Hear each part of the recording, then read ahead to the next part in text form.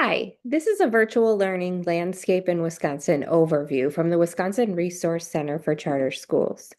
The Wisconsin Resource Center for Charter Schools, or WRCS, is here to build charter school and authorizer capacity in Wisconsin. So we're coming to this virtual learning landscape overview from the perspective of having supported virtual charter schools and those exploring virtual charter schools in our state, though we feel like we have a good handle and information to share about the entire virtual learning landscape. So, what's happening in virtual learning? It's worth recognizing that each year, tens of thousands of students in our state are engaged in virtual learning in some form, whether it's a single course or a full year option or a full education career option for the student. We also have supported virtual charter schools, and the enrollments in virtual charter schools are tending to expand from year to year, even after a rise and dip following the COVID surge. So I wanted to show that virtual charter schools in particular are part of the district authorized charter school system, but there are also virtual programs in our state and virtual course opportunities in our state that are available through the district program as opposed to a district charter school. We also have open enrollment between districts happening in our state so that students have access to the virtual charter schools.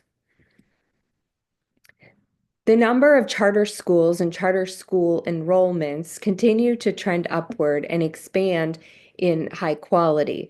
Additionally, we're seeing growth in the number of voucher schools, the number of private schools, students enrolling in private schools, homeschool enrollments.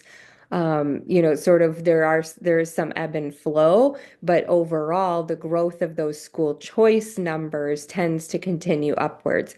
Additionally, we're seeing growth in the number of independently authorized charter schools that are public schools operating outside of their district.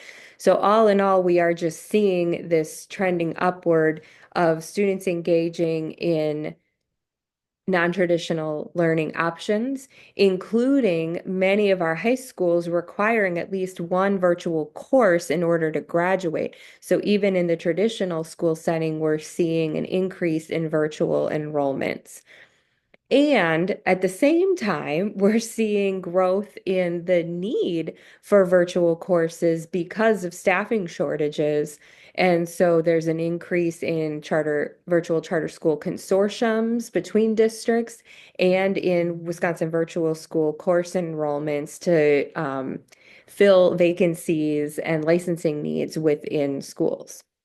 So, what does all this look like? What are the actual learning programs? So, we've seen the virtual charter school landscape is spread throughout the state. This is a screenshot from the charter schools yearbook on the WRCCS website. We also see all of the partnerships from the Wisconsin eSchool Network and all the enrollment numbers from Wisconsin Virtual School. And so students are accessing these virtual courses in different ways, but there is a multitude of ways that they can be connected. So we see variation, and this is a snapshot of some of those components of variation between the different schools, programs, course offerings.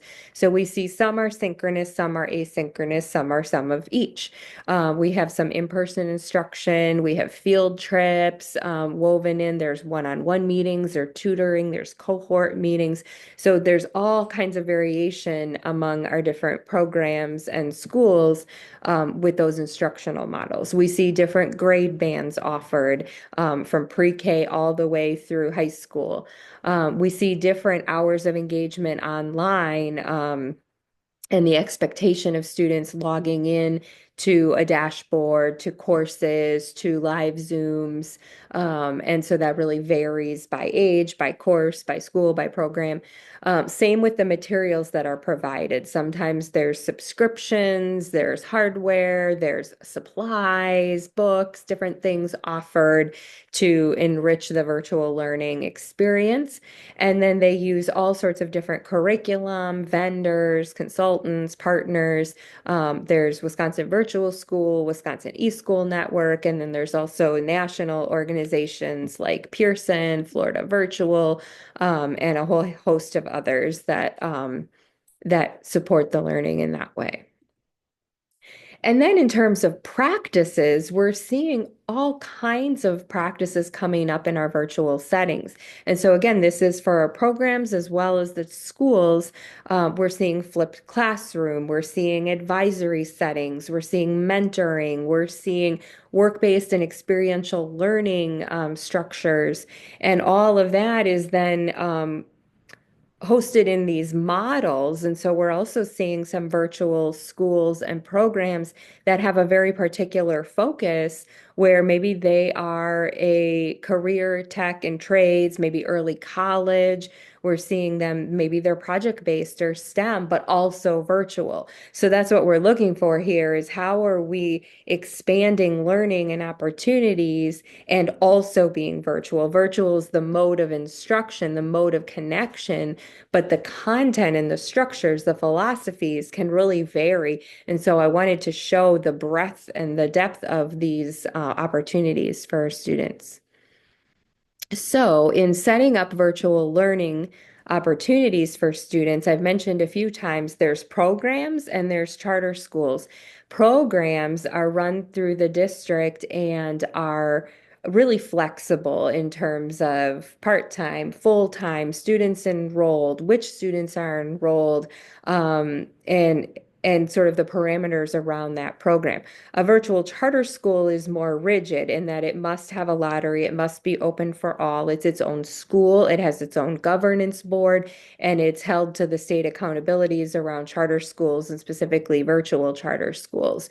So there is more kind of structure in place for how that looks.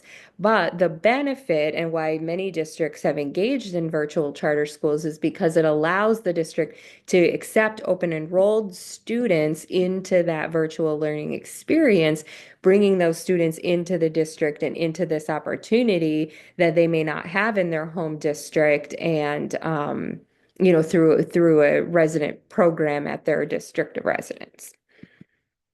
And so then we have some helpful documents and consideration guides for those setting up virtual learning programs. We walk you through your intentions, give you some guided questions, look for your why, look for your how, and really walk you through finding the right setting for your district.